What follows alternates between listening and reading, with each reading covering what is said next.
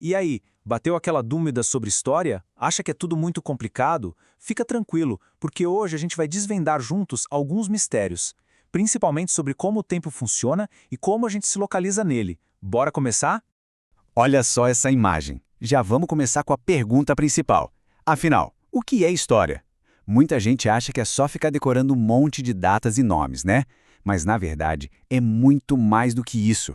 É uma jornada incrível para entender as pessoas, as grandes mudanças e, no fim das contas, como o nosso mundo chegou a ser o que é hoje. Certo. Então, vamos aprofundar um pouquinho. Nessa primeira parte, a gente vai entender direitinho o que é a história.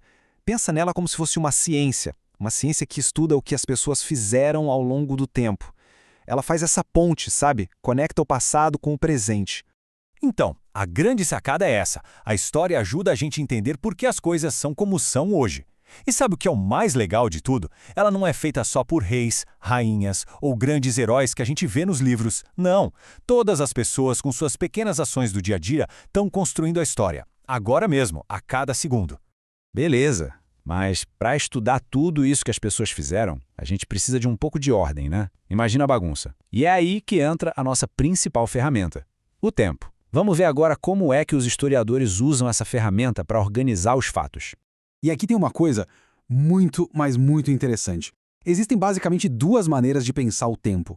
Tem o tempo cronológico, que é esse do relógio, do calendário, que organiza a nossa rotina, sabe?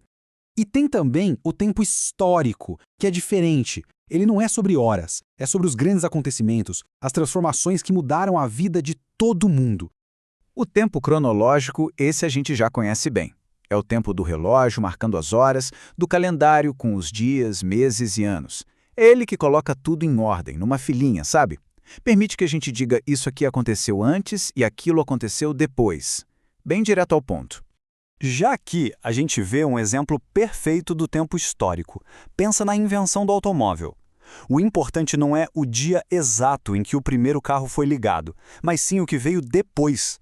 Essa invenção mudou tudo. As cidades, os empregos, o jeito como as pessoas se locomoviam. Isso sim é tempo histórico. É sobre o impacto, a transformação.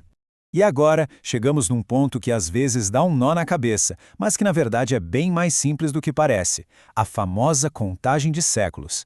É uma ferramenta fundamental para quem estuda história, e a gente vai decifrar esse mistério, agora mesmo.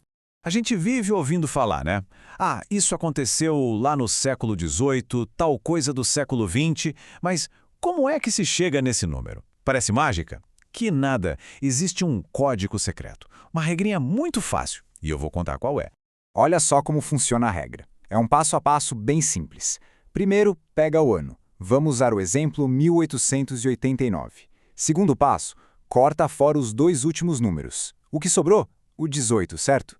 Terceiro passo. Agora é só somar mais um nesse número que sobrou. Então, 18 mais 1 dá 19. E pronto, o ano de 1889 faz parte do século XIX. Viu só? Moleza.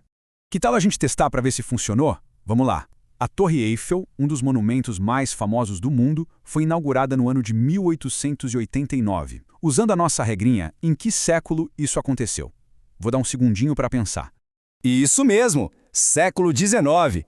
Quem pegou o 18, somou 1 e chegou no 19, acertou em cheio. Decifrou o código. Muito bom. Ok, agora que a gente já aprendeu a se localizar no tempo, a falar a língua dos séculos, vamos voltar para aquela ideia que é talvez a mais importante de todas. Qual é o nosso papel nessa história toda? Tem um historiador muito importante, o Mark Bloch, que disse uma frase que é perfeita para isso. Ele falou que a história é a ciência das ações humanas ao longo do tempo. Ou seja, a história não é uma coisa distante lá no passado. Ela é feita das ações das pessoas. E essa imagem aqui mostra isso muito bem. Antigamente, parecia que a história era só sobre reis, generais, gente muito importante. Mas hoje, a gente já entendeu que as pessoas comuns, estudantes, artistas, trabalhadores, todo mundo, na verdade, são os verdadeiros sujeitos da história. São as pessoas que fazem a história acontecer. Então, para a gente fechar o raciocínio, o que fica dessa nossa conversa? Primeiro, que cada ação, por menor que pareça, importa. Segundo, que o passado influencia a nossa vida hoje, claro. Mas é com as nossas atitudes no presente que a gente pode transformar a realidade. Todo mundo é um sujeito da história, com o poder de ajudar a escrever os próximos capítulos. E para terminar, fica aqui uma pergunta para a gente pensar. Agora que a gente sabe que todo mundo faz parte da história e que as nossas ações têm um impacto, que história o nosso tempo vai contar para o futuro?